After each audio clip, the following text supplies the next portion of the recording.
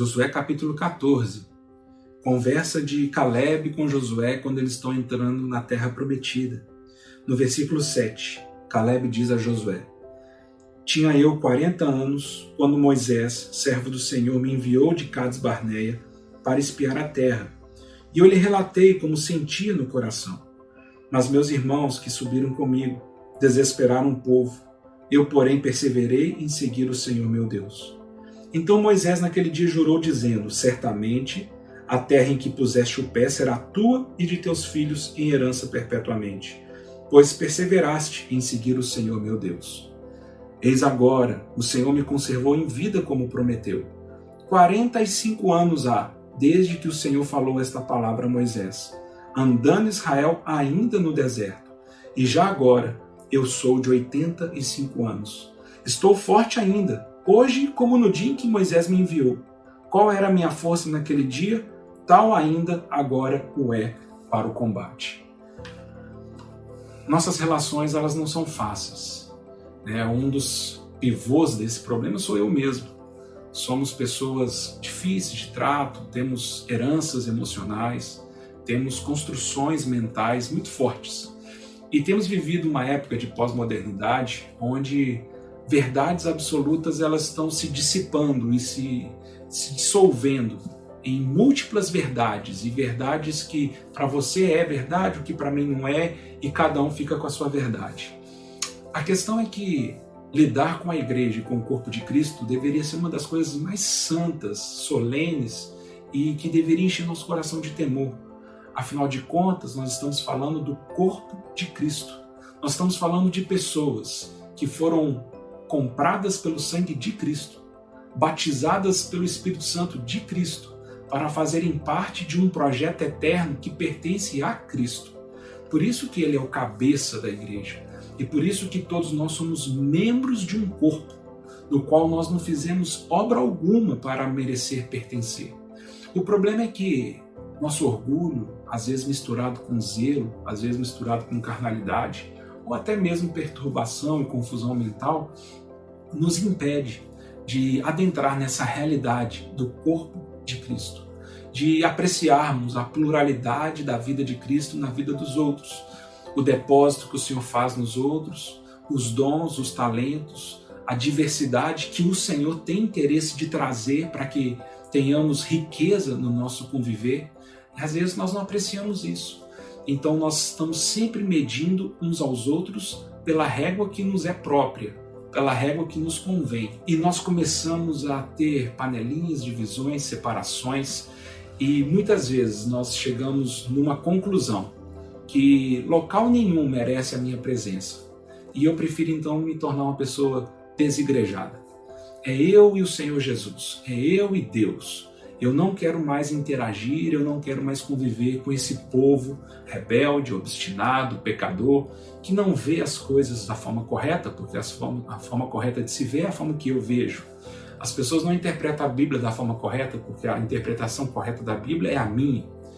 E de todos esses exemplos das Escrituras, Caleb é o que fala mais ao meu coração num contexto como esse. Caleb e Josué são os únicos dois espias que voltaram ali de olharem a terra prometida, lá em Cades Barneia, que o Senhor os abençoa. E quando o Senhor ele trabalha a murmuração e a incredulidade do povo, ele fala para Moisés, o que nós já lemos aqui. Ele fala, olha, todo esse povo que viu os sinais que eu fiz no Egito, esse povo não entrará na terra prometida. Eles morrerão todos no deserto, com exceção de Caleb, porque eu achei nele um outro espírito. Caleb, ele decidiu andar pela fé. Caleb, ele foi aprovado aos meus olhos. Moisés, diga a Caleb que ele e a sua geração entrarão na terra prometida. E o que os olhos dele viram e o que os pés dele pisaram nessa terra será dele. O que me impressiona demais nessa história, e ela é uma grande lição para mim, é que Caleb ele não foi embora. Caleb não abandonou o seu povo. Caleb não abandonou Israel. Caleb não falou, turma, então até a próxima aí, bando de murmuradores, bando de incrédulos, bando de pecadores. Vocês não são dignos da minha presença. Eu vou pegar minhas coisas, vou pegar minha família e eu vou embora para a terra prometida. Afinal de contas, Deus prometeu ela para mim. Caleb não fez isso. Caleb esperou o tempo do Senhor. Caleb, ele entendeu que a promessa que o Senhor deu, Deus iria cumpri-la. Mas era necessário ele estar junto com o povo. Era necessário ele estar ali junto com os seus irmãos, com a sua família. Mesmo que ele, ao longo do tempo, ia percebendo que iria morrendo essas pessoas e elas iriam acabando ficando no deserto, e ele então ia perdurando até chegar na Terra Prometida. Essa fala, esse discurso de Caleb me impressiona profundamente. 45 anos Caleb ficou esperando a confirmação da promessa. Durante 45 anos ele ficou aguardando aquilo que o Senhor prometeu. Mas ele não gerou uma divisão entre os irmãos. Ele não gerou um cisma no povo. Ele não se apartou do povo. Continuou ali, servindo os irmãos, trabalhando entre os irmãos, até o dia em que o Senhor manifestaria a sua vontade. Caleb, ele tem uma palavra aos 40 anos de idade. Ele guarda essa palavra no seu coração até os 85 anos de idade, quando finalmente o Senhor entrega para ele Hebrom. Essa palavra Hebrom, essa região de Hebrom, tão especial nas Escrituras, local onde os patriarcas foram enterrados, onde Abraão compra aquela caverna para sepultar Sara. É ali que Abraão, Isaac e Jacó foram sepultados. Hebrom é uma das cidades de refúgio para Israel. Hebrom é a cidade onde os levitas moravam, e Hebrom significa isso, aliança.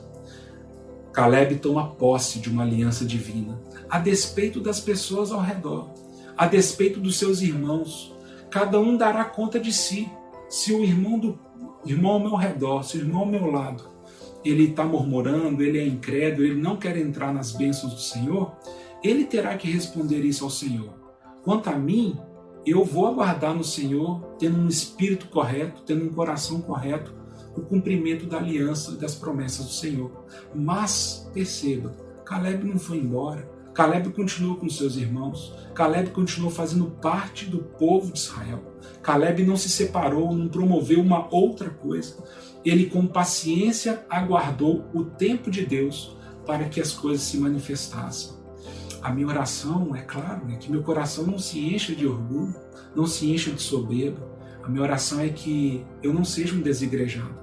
Apesar de estar em todas as reuniões, apesar de estar convivendo com as pessoas ao meu redor, eu posso me tornar um desigrejado no coração. Uma pessoa separada, que condena os outros, que julga os outros, que coloca sentença nos outros. Quando eu olho para a vida de Caleb, a conclusão que eu tenho é que os grandes santos de Deus, aqueles que receberão e tomarão posse de grandes promessas de Deus na eternidade, eles não se separam do povo. Eles continuam no meio do povo, servindo o povo, até que o Senhor se manifeste. Hebreus capítulo 10, versículo 24.